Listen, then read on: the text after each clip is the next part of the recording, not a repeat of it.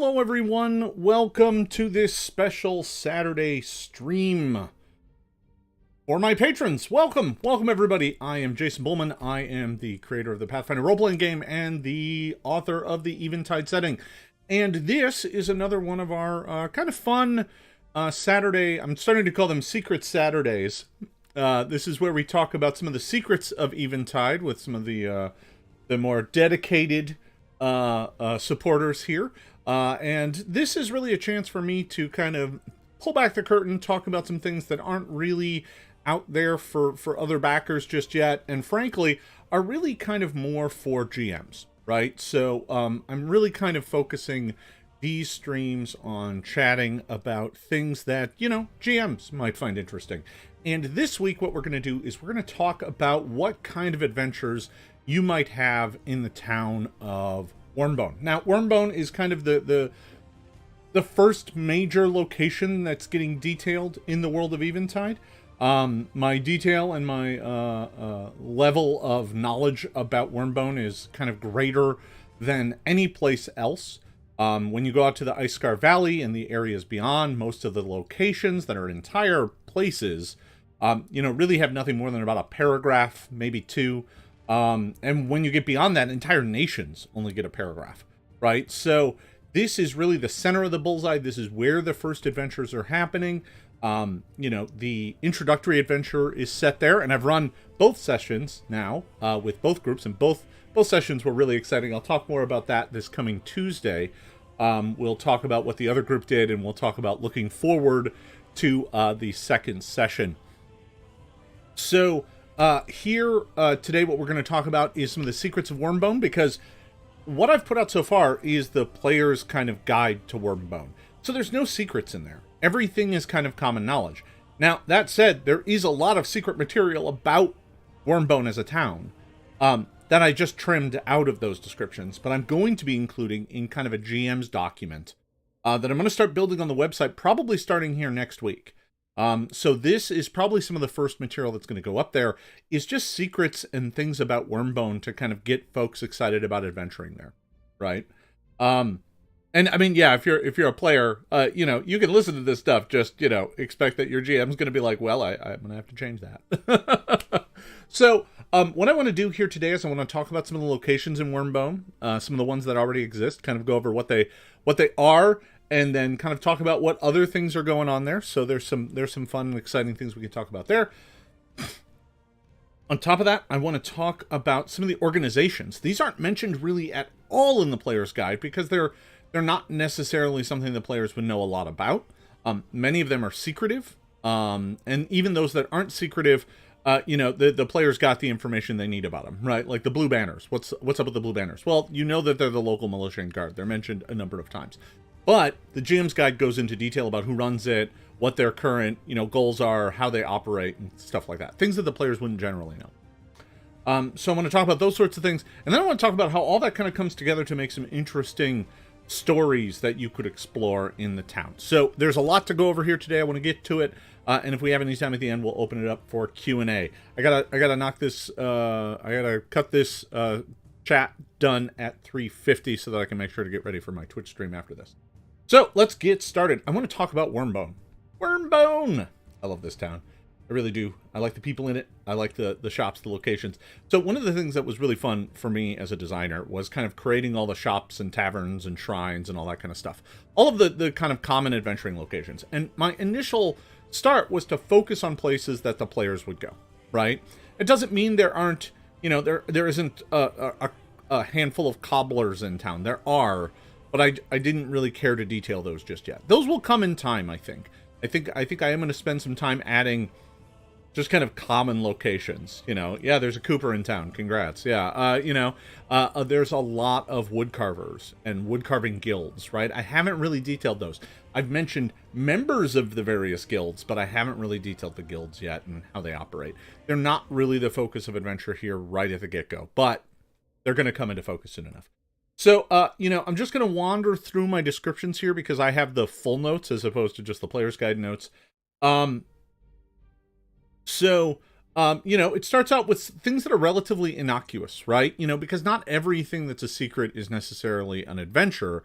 Sometimes it's just not well known, or it's a note for the GM to play with. So, when you look at, just going through these kind of alphabetically, you get to Astromari's house, right? The temple to Astromari. It's where Father Yag kind of operates. Father Yag is the senior member of the Astromari clergy in town.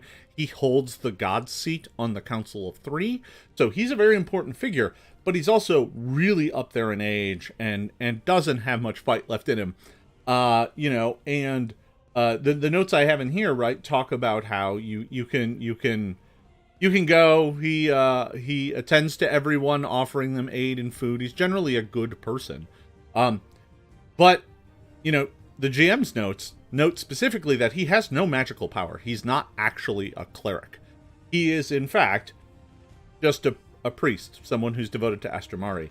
And he offers up sound advice backed by parables, herbal teas to help with common ailments, poultices, bandages, ointments. He dabbles in some alchemy. He has some craft to make simple alchemical remedies. Which reminds me, a bunch of alchemical poultices are going to be going up on the website probably tomorrow. Along with a handful of weapons, 2 gloamling weapons and 1 kind of old elven weapon. Those are pretty exciting. Those will go up tomorrow. But anyway, the poultices are the big thing. So Yag is generally just a good person, but he's old and tired and doesn't have much fight left in him. So he spends a lot of time every week going to the Azure Keep, which is the fortress in town and the home of the Blue Banners, and there he spends time talking to prisoners and stuff like that. That's his big secret. It's not really a secret, but it is a note about him. So just going down the list here, we run into the Barrow House. The Barrow House is a kind of a locals tavern, and there's something of note here that like the locals like to talk gossip in here, but the moment an outsider shows up, they shut up. They don't talk anymore. They actually have a member of the staff who's the member of a secretive group who's poised at any moment to, frankly, spike the ale and poison half the guests. We'll get to that in a bit. He's a member of the Upstarts League, which is a secretive organization in town. We'll get to them in a sec. But causing chaos and discord in town to upset the kind of natural order of things right now is kind of their main goal. They haven't moved yet, but they're putting pieces in. The next place I want to talk about is a place that isn't in the player's guide at all because it's a secret. And it's a secret illegal bar and gambling hall called the Belching Blaggers. And it's in the fields. And it is a gambling den and has a still in it. And it's located underground, and all of its chimney pipes are like routed into other nearby homes so that no one notices the smoke and the steam coming out of the place. On the outside, it looks like nothing more than a nondescript shack nestled up to the outer walls of Wyrmbone, far away from the southern gate. It's not much of a building, perhaps only 10 feet on the side. Anyone who knocks on the rickety wooden door is confronted by a goblin, opens it with his hand on the hilt of a crude short sword, challenging them for bothering him. If the visitors answer with a belch, the goblin laughs and lets them inside. So the secret way to get in is to knock on the door, and when the goblin answers angrily, you belch at him, and then he lets you in. Which reveals a staircase that goes down to a secret den filled with gambling, raucous music, and a large still in the back, creating sweet, sticky liquor that the locals call sap. The owner and still operator is Blaggard Dustbrow, a dwarven brewer who prefers to keep his guest lists limited to locals and those he can trust. Some say that in the back he has access to a series of ancient elven ruins that predate the town, giving the crafty dwarf access to a lot of forgotten basements and secret passageways, but most people sprouting such rumors have had a fair amount of sap. Now, what's interesting here is that there actually are a bunch of ancient elven ruins underneath the town, and Wolfrin's Tower connects to them. It directly connects to those ancient elven ruins. So does the Belching Blaggard, is another way to get into them. That's something that I'm going to be exploring way down the road in the adventuring, but the Belching Blaggard is going to become a different way to get into the ruins, which is going to prove pivotal when, the players run into roadblocks and things like that, or find a different way out. We'll see how it goes. At one point in time, I may do a story where the players get trapped down there and have to find a different way out and end up coming out through the belching bladder, right? So we'll see how that goes. There's another location in here, continuing onward. There's a location called the Catacombs. The Catacombs is a creepy place. It used to be a morgue, and now it's basically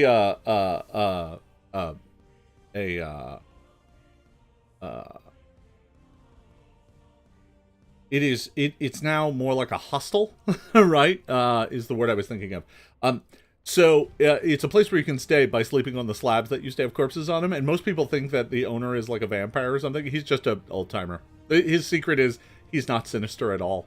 In fact, his grandfather, who transformed the business from a morgue and mausoleum into a crude hostel, gave him the saying, passed down the saying, "Why sell to the dead when you can rent to the living?"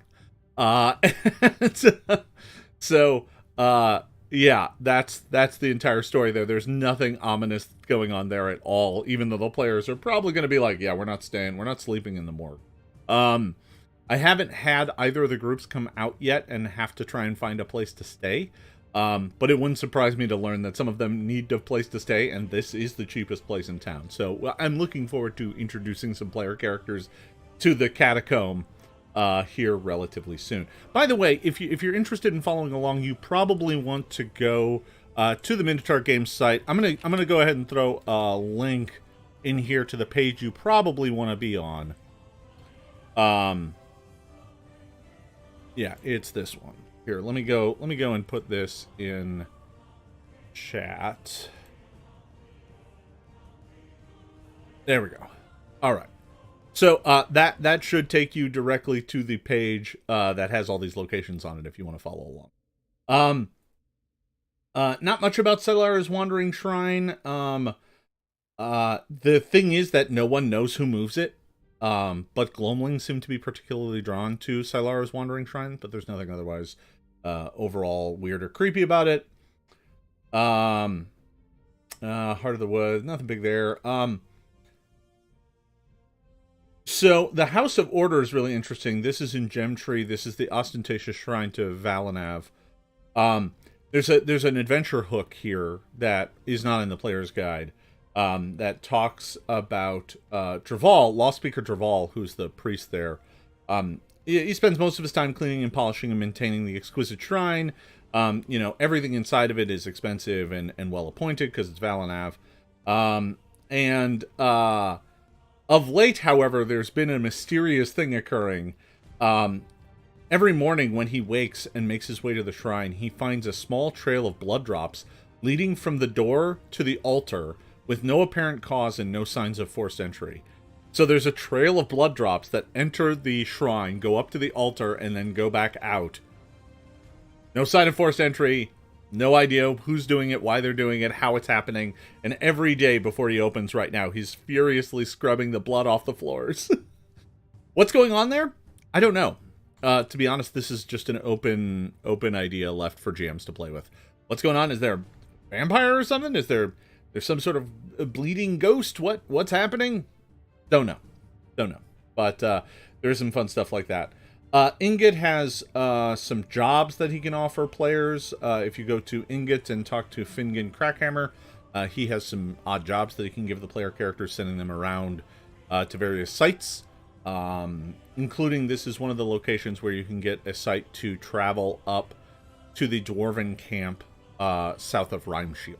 So this is kind of some of the stories in here are meant to be breadcrumb kind of stories, things that lead you from one story to another. If you go visit Ingot and buy things from the blacksmith, he may end up offering you jobs at some point in time, which is a way to kind of get you to explore the region. Let's see. We get to the perfect knot. This is the sculptor in town who creates incredibly lifelike statues of people and creatures without any model. Many of these are nearly life-size, and she's just one of the most talented sculptors in town. What most people don't know is that she is, in fact, completely blind, having been born without the ability to see. There's nothing magical about her ability to carve. She's just very talented. And she also is another person who can send the players on quests, right, to go get rare pieces of wood for her to use in her carvings. So whereas the dwarf at Ingot is going to be sending people to go, deliver or finished goods, mostly dealing with other cities. The woman at Perfect Knot will send you to the forests and things like that. So again, some of these are just breadcrumbs to take you to other places. Roaming Ogre. Let's see. This is the shop catering to explorers and travelers. One thing that's not in there is for the GM is that the owner oftentimes sells maps of the region, and if the buyer seems like the right type, she even offers maps that supposedly lead to lost treasure or monster dens that might be loaded with loot. In reality, she knows that most of the foolish explorers that go on these will never come back, and she carefully charts and tracks where they are going so that in a few months' time, she might be able to follow their footsteps and loot their corpses. It's a dangerous game, though, as often what killed them might easily overpower her as well, so she relies on stealth and thorough scouting to make sure she does not end up. So this is meant to look like all the other breadcrumb kind of quest givers, right, in town, but this one's a trap. This one, she sends you to places that she thinks are really dangerous and hopes you die so that she can go get your stuff. She can basically loot your bodies. So, yeah, this is Tylery Glimmereye is the one doing that at the Roaming Ogre. So, Skygaze Inn is really interesting. I like the Skygaze Inn a lot. It's one of my favorite locations in the entire town. This is the old inn built in an elven observatory, basically. An elven stellar observatory where there is a telescope, and the telescope is still intact. It still works, and the eyepiece sits above the head table because now it's an inn and restaurant. So you can rent the high table and be able to look through the telescope and look up at the stars and see interesting astrological events and stuff. So this place is rife to be an adventure, a part of an adventure location, and maybe even spawn adventures itself just based on things in the stars. And that's a thing that's way down the road, right? Because there is something weird going on with the stars. There is something weird going on with the gods because they're tied to the stars. And this place may be pivotal in that. Right now, the biggest thing is that you can, if you rent the high table and spend an hour in there using the books and the telescope and stuff, you can get bonuses on astronomy checks, anything related to astronomy. That's all it does right now.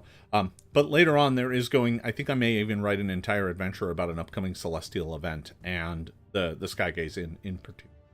But I think that's probably more of like a mid-level adventure. So this is something I'm kind of earmarking for future development. It's part of the process, right? One of the things that is interesting about this Patreon is that you get a chance to see how my brain works on this sort of stuff, right? Where it's like, oh, I really like that. That's really cool. I'm going to make it interesting right now, but I'm not going to do anything with it just yet. I'm just going to put a marker on it. And I know that I'm going to do something with it later, but I want to introduce it now. I want the players to have a chance to go visit it now for some reason or another. In fact, there is, in this first adventure, there is a reason for the players to visit the Skygaze Inn. So we'll see. That should be interesting. At least I think there is. I believe so. Yes, because Wolfrin used to visit here quite frequently. That's right. So let's see. Next up, we got Soupstone. The thing that's interesting here is there is a bit of a mystery. Soupstone is kind of a place that feeds farmers and workers, and it's kind of a soup kitchen, communal kitchen for the folks out in the fields. And it's, funded a bit by some of the noble houses, to help folks out there get along. And there's a bit of a mystery going on right now because someone who's been coming every day and having a bowl of soup has been leaving a platinum coin in the bottom of their soup bowl when they return it. And they haven't been able to figure out who it is. So, the thing that's weird, the thing that's causing alarm, is that every coin, each and every coin, is of elven mint, and it's about 500 years old. So, this is around, these coins were minted around the time of the fall of Ilsanvenir, right? So Eventide happened, but Ilsanvenir kind of struggled and lived on for a few hundred years after that, but the population just dwindled and dwindled and dwindled down to nothing. So these coins are from the end of Ilsanvenir, roughly. So there is a bit of a mystery there. What's the adventure there? I don't know. To be honest, it's another one of the, there's something interesting there. Could it lead to somebody who's found a cache of ancient elven coins? Sure. Could it be a venerable elf who was from that time, who is spending the last of their fortune as the last days of their life comes before them, and they realize, maybe they have something important to do. Could be that. Who knows? Could be something sinister, right? Could be anything. But there is that. So Stonefang Tavern is featured a lot in the first adventure because it's kind of the place where the players first meet each other and introduce themselves. The owner of it, Shiroth Alewife, entertains guests with stories of the dragon and the day that it attacked the town. But she has a bit of possibly a scam, which is, she believes she has clues to where the dragon's lair was, offering to sell the players a crumbling piece of rock that was found lodged in the dragon's hide with strange dwarven runes on it. They might even point towards the lair. Of course, whether or not this is real or just something she hastily carves up to sell gullible travelers is anyone's guess. This is another place where it's a breadcrumb quest. I think this one's more interesting if it is real, but not the lair. It's just another place that the dragon attacked. And leads to you could almost treat this as a breadcrumb kind of quest, where what she sells you leads you to an ancient dwarven town, wasn't big, or settlement that the dragon attacked first, before coming to town, and then eventually came to Wyrmbone after. So you could go there and then get another clue, which might lead you to another place that eventually might lead you to the dragon's lair. But it should be a multi-part thing. It should be a thing that takes a while. It shouldn't just be, I bought a rock from Stonefang. But I think that's the way I would take it. But again, this is another hook that I'm just kind of leaving open out there for folks to play with. Next up is the Teetering Tower. There's a lot of interesting things about the Teetering Tower. So the Teetering Tower is really the only magic shop in town. It's the only place that sells weird bits of esoterica. And they don't even sell a lot of it. They may allow you to borrow some of it. But they generally don't sell any of it. The tower is mostly a bookstore, but it's filled with odd knickknacks and curios all over the place. The owner, there's so much stuff in it, the owner doesn't even know everything that's there. There are a lot of books here with the history of Alnir, and the years and events after Eventide are featured in a number of these books. So this is an interesting place that the players may end up visiting quite a bit later. But in the early going, it just seems like an old bookstore. The note here mentions that the bookstore even contains a surprisingly large collection of erotic novels about the fourth queen of Zankar, although it appears to be missing the fourth book in the series. I think I may put a thing in there that the fourth book of the series is Wolfrin's Tower. For fun. So you can return that and earn some sort of reward. So there are a bunch of odd things in this tower, this bookshop. Each room features one or more locked glass cabinets filled with rare curios and mysterious objects that Kemdri, the owner, has collected over the years. Most are simply strange, like the shell of a dragon egg or a chunk of ore that supposedly came from the dwarven mines in Valdrazar, which is very far away. But some are magical in some way. In fact, many of them are links, in that they help you cast spells. There's a cracked crystal ball that shows what happens in the room 10 minutes ago. A vial filled with black vapor that seems to swirl and dance. And a golden frame crystal vial containing what looks like a finger bone that twitches uncontrollably when a lie is told while holding it. None of these things are for sale, but they are the owner may give them or lend them to the players when the time is right. This place is meant to be a MacGuffin shop, right? It's not meant to be the place that the players go to shop for magic items. That's not really a thing in Eventide. That when they get to Varnathis, they may find that some common things are available for purchase. But here in Wyrmbone, there isn't really a magic item store. They can buy alchemical stuff. I'm probably going to be able to give them access to potions and scrolls lightly from a couple sources that have very limited supply. But there's not really a place where you go to buy magic items. Like, the Teetering Tower may have one or two things that the players want that the owner will sell. But most of it's meant to be kind of curios and MacGuffins for story purposes. So everything that I mentioned here, oh, there's a crystal ball that shows what happens in a room 10 minutes ago. That's an adventure item, right? That's not something you hand to player characters to use while they're combing through a dungeon. It doesn't do them much good. But it could be real damn useful if you were trying to investigate someone who committed a crime, or you were trying to spy on some nobles having a conversation, and you grab the crystal ball after they leave and can see the last 10 minutes of their talk. Right, so there's things like that in here, and the list is functionally endless. It's whatever you need it to be as a GM. You can put it in the Teetering Tower. Don't go overboard. It's meant to be interesting curios and stuff, but that's what's supposed to be.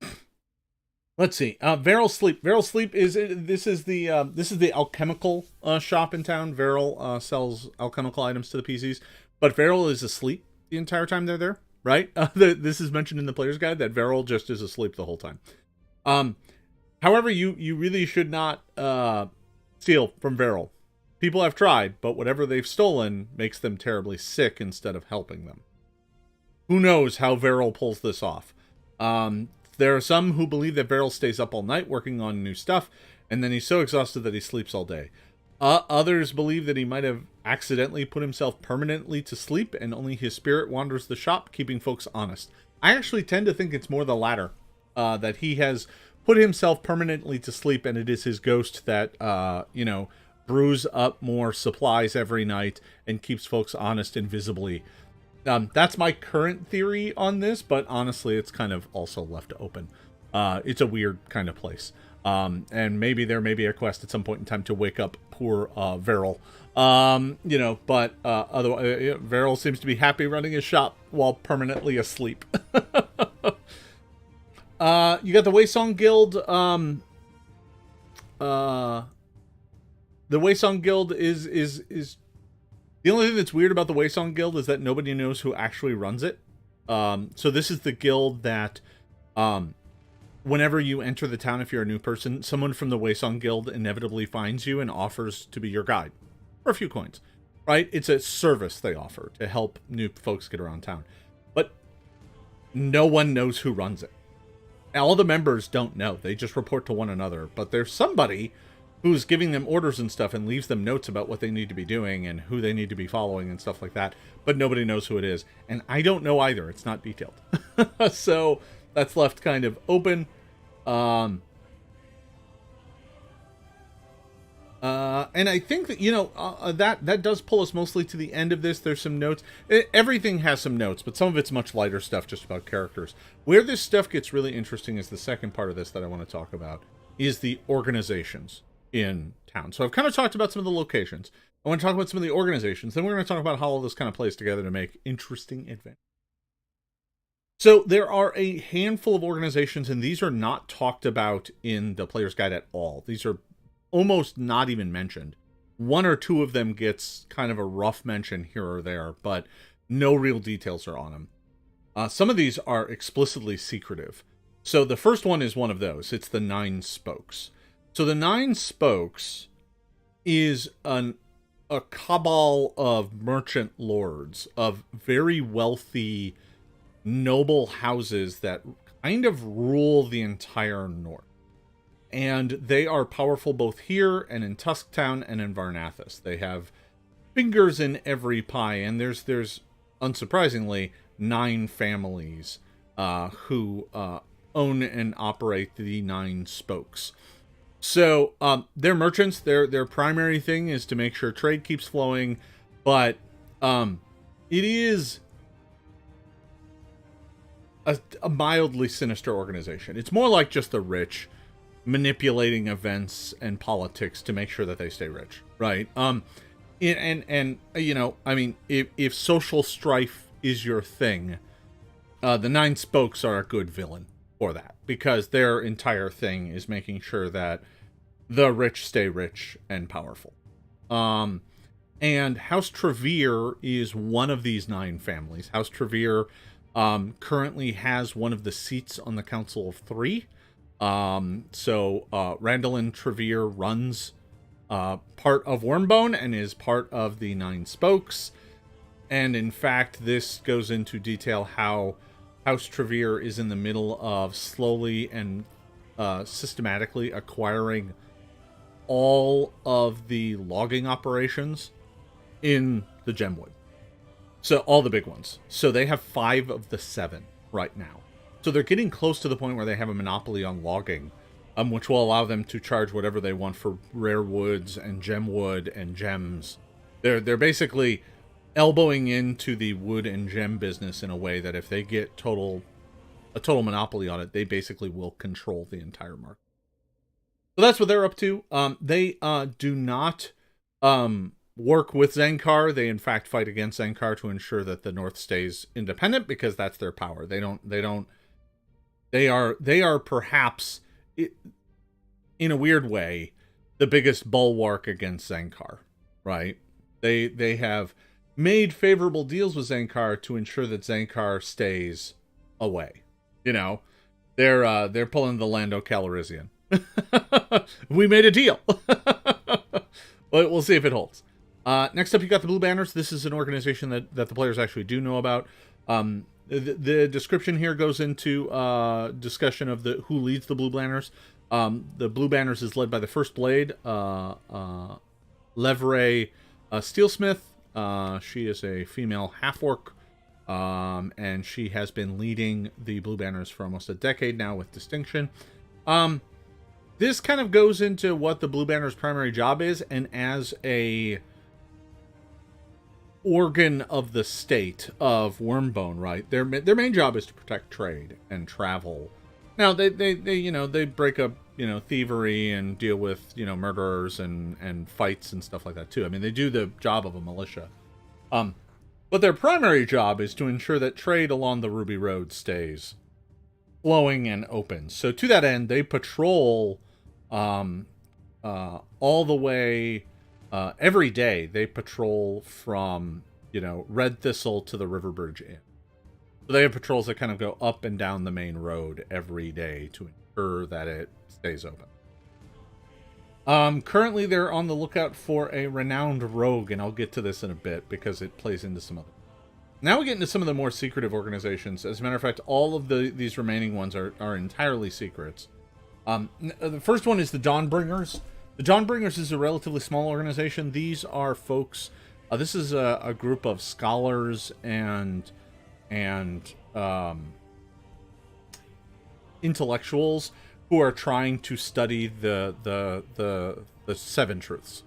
So their entire thing is to dig into what happened at Eventide, and they have a secret layer. They don't like public attention because a lot of people see them as kind of cranks and conspiracy theorists who are trying to dig into something that is like, going on 1,000 years old. It doesn't matter to most people's lives.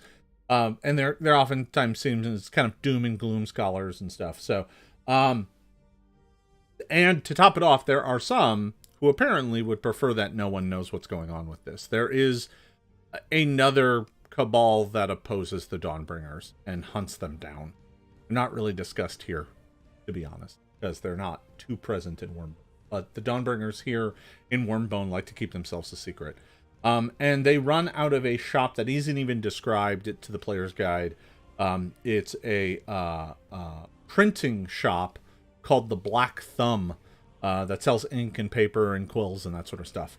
And it's run by Alapar Clifton, who is the scholar who runs the Dawnbringers here. And if you want in, you have to ask for access to the stamp room. And inside the stamp room, there's a secret passageway that leads down to their true library, where they have all their secretive lore and stuff like that. They even have a copy of the letter that Arvarnis sent to Queen Hasverall II, which is widely regarded as the first truth. It's the thing that says, that begs the Queen for funding, saying, I think there's something wrong with magic. Magic appears to be dying. Please send money. I need to research.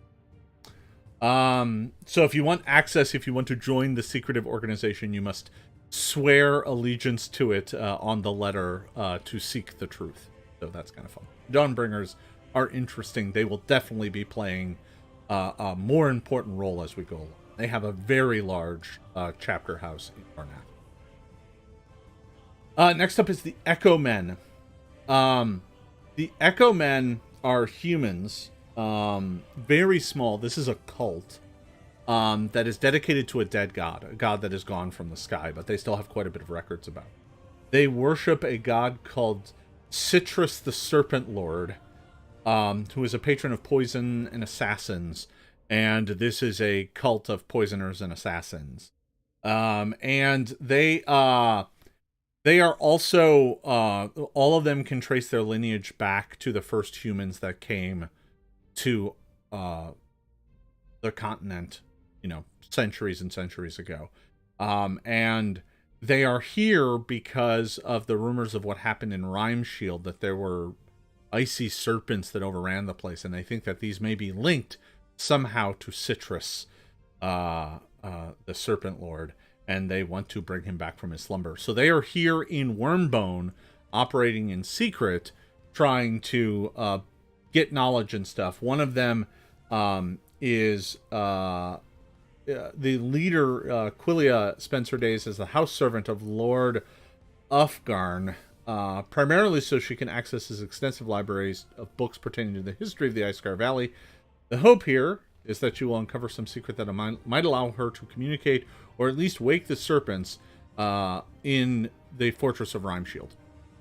Because there is hope that if they wake these serpents, they might find a conduit to which they can speak with Citrus. Citrus's stars used to be in the night sky. It used to be a serpent in the night sky, but it's gone. So that's what the Echo Men do. Next up, we have the Resolute Heart.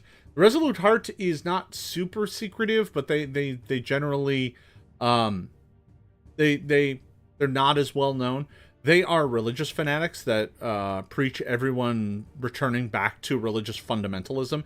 They believe that the gods are leaving the world not because of some outside force or anything like that, but because people have stopped worshiping them. Like law speaker Draval openly supports the Resolute Heart, but Mother Yurla at the Foot of Mercy has denounced them, calling them zealots.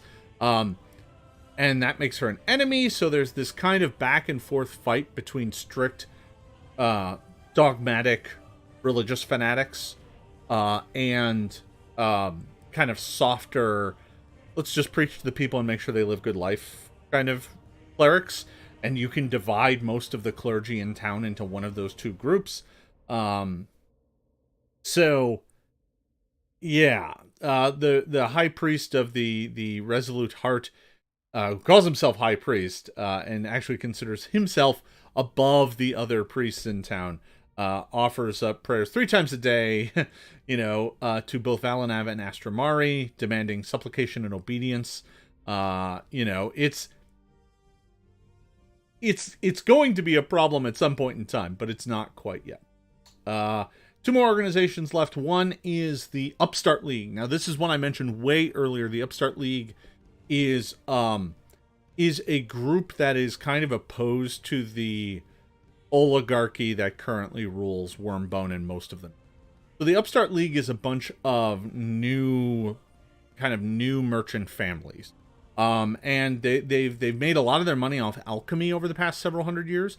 So that is they kind of control the alchemical market, and hence they control most of the healing that ordinary people can get their access to, most of the remedies and stuff. And there's 3 families, the Belovet, the Grimenail, and the Nevier families, who work together as the Upstart League to oppose the kind of power of the 9 spokes.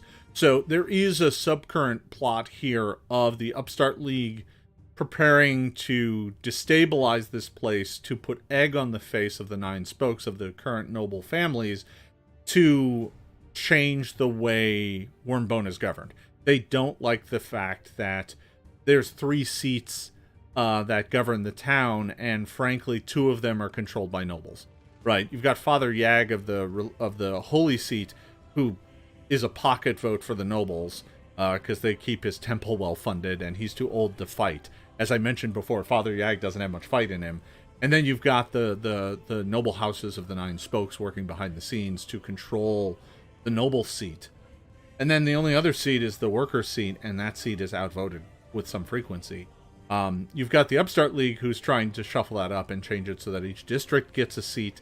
And if the nobles want, the nobles would then get 1 seat, but they view it as the fields and that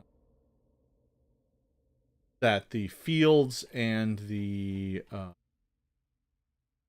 tumbles would then get their own 2 seats, which would be enough to kind of balance things out, with Black Arch then kind of the Black Arch seat, which is probably also going to go mostly to workers, helping to buttress them so that they could have a more fair and equitable government. So that's what the Upstart League is too, but they also are one house in their group. The Grime Nails is a goblin house, and they are not willing to wait and are willing to take more extreme measures. And in fact, they're the ones with the goblin who's working at the tavern house, ready to poison the town's ale supply, and blame it on, poor safety and poor oversight from the nobles, right? That, hey, this wouldn't have happened had we not, had we had better time to grow crops and things like that. The last group that I want to talk about real briefly here in town is the Zankar Imperium, because they do have spies in town. There's only a handful. They have like 4 spies in town, and they're each in different parts of the town, kind of keeping an eye on things. They're not really here to perform any big operation, but they are on the lookout for a rogue that is wanted throughout Zankar, who is supposedly in town. And this gets back to the Blue Banners as well, right? Because the Blue Banners are looking for this rogue as well, and both of them are looking for Ebra Whisperkey, who is a famous rogue, who may be in Wyrmbone right now. Ebra supposedly is wanted for stealing the golden tiara off the statue of Queen Demiara Zankar in the middle of the palace garden in Skyhammer. So, famous rogue does famous rogue things, may be hiding out here in Wyrmbone. Everybody's looking. So how does this all play together, right? So those are the organizations. The question is, how does all of this play together? Well, what I'm setting up here is the possibility for a number of interesting stories. When you start tying the locations and the individuals from the locations, you start tying the organizations together. What I'm trying to do is, Wyrmbone is a place where there are a lot of different adventures that can happen, and a lot of larger meta stories that you could explore, right? I think one of the most obvious ones is just the conflict between the governance of the town, right? You've got the kind of social strife of these noble houses, in particular one that's trying to get a stranglehold on one of the key economic drivers in the area, getting control of the lumber and timber industry. That would squeeze all of the carvers, that would bring them under heel, that would squeeze the gem guilds and the jewelry makers, right? All of these folks would be impacted by this element of the nine spokes getting total dominance over the logging industry. Meanwhile, you have the Upstart League trying to throw monkey wrenches into their entire works, trying to blow up the entire system and change the way the city is governed. You could do an entire story around those, right? You could create kind of a deep narrative about how the players get pulled into this kind of struggle of class and standing, and and you can ask a lot of interesting questions there, I think, right? Are the nobles really evil? They do help take care of this town. They do ensure that that folks don't freeze to death in the winter and that folks have food, right? They have good works, but they are also primarily concerned in their own power and authority. So that's not necessarily a good thing either, because they care more about that than they the people. Because if they cared more, the fields wouldn't be mostly ramshackle huts and stuff, right? Hence it would be houses where people can get warmth and food, right? And there wouldn't be so many poor. in Wyrmbone. So there's definitely some interesting questions there that you could explore. There's some interesting struggles that you could. There's the storyline of this famous thief, Ebra Whisper Key, is somewhere in Wyrmbone, supposedly operating under a false identity. Who is Ebra? What is Ebra up to? I don't know. Why is Ebra in Wyrmbone? Again, I don't know. But Zankar wants her, the Blue Banners want her, and she is a wanted person. And having a story that revolves around a famous wanted figure could be a lot of fun to play with, right? I think that there's definitely a lot of stories you can do there about heists, and maybe you work with the Blue Banners, maybe you realize that Zankar's after her, maybe you realize that maybe she shouldn't be captured at all. I think that that would be a really fun story to tell, where you start out kind of helping to hunt her down, but then come to realize that she's actually doing some good, and, you know, you end up helping her instead, and foiling Zankar, and maybe even exposing some of their agents in town. So there's definitely some interesting stories to be told there. And then lastly, I think there is an interesting story to be told about the gods and the mysteries going on in town. I think you could have some really interesting stories going on between the Dawnbringers and the Resolute Heart, right? The Dawnbringers are trying to expose what happened with Eventide. The Resolute Heart is trying to drag everyone back to being religious devotees. Those goals are not necessarily in concert with one another. As a matter of fact, the Resolute Heart probably would see, and in many places does, see the Dawnbringers as heretics. That's not what's happening, right? You know, it wasn't some event that happened 1,000 years ago. It's because people stopped worshiping the gods, and you could find some interesting stories there. I think this story is a little incomplete because there is a third faction in this that I haven't talked about yet. I'm not going to talk about yet here today because, frankly, I'm out of time and it's way in the future. So, I think there's a lot of stories to be told here, right? You know, from small quests being fed out from various locations, you know, things that send you out to Red Thistle, things that send you out to Rhymeshield, or at least the camp south of Rhymeshield. You know, that send you out to Riverbridge and things like that. There's plenty of stories like that. There's, you know, treasure maps to be found and errands to do. And obviously the intro adventure is going to take the player characters from Wyrmbone to Red Thistle. That is part of the initial adventure, to give them a chance to explore the Gemwood and visit the other kind of larger settlement in the valley, or at least the second largest settlement in the valley. So there's definitely some interesting stuff going on in there, and combined with the secret organizations, which are, you know, that's where a lot of the big stories come together. Is how some of these people interact. You know. That is one of the ways that you can kind of tie all of these pieces together and create some really fun, exciting stories. I got a comment about muffins. Yeah, why buy houses when you can buy muffins? So that's what I got here today. Folks, I'm glad that you stopped by and chatted. I'm afraid I'm out of time for Q&A, so we'll have to do that next time. This ran long, and I need to get prepped for my other stream that starts here in just a bit. So, folks, I want to thank you all for watching. This has been a blast as always. The next Eventide stream will be this coming Tuesday at 7 p.m. We'll be talking about the second group's first session, and we'll be looking forward to what the players can expect to find in the second session.